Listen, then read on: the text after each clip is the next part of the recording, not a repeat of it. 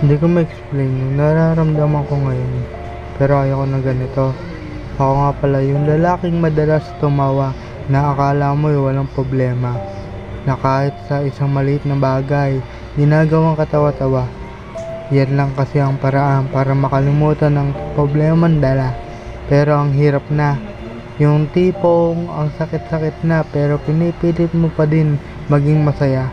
Yun yung hindi mo na kaya pero pinipilit na lumaban pa. Yung pagod na pagod ka na pero pinipilit mo na wag sumuko at magtiwala pa. Pero sana makaya ko pa dahil parang bibigay na, hindi na kaya. Hindi ko na kayang dalhin pa.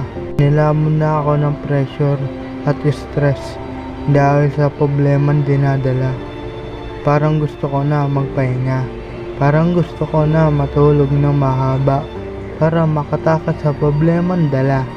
Problemang hindi na kaya kahit si Superman hindi kayang buhatin ang problema kung dinadala.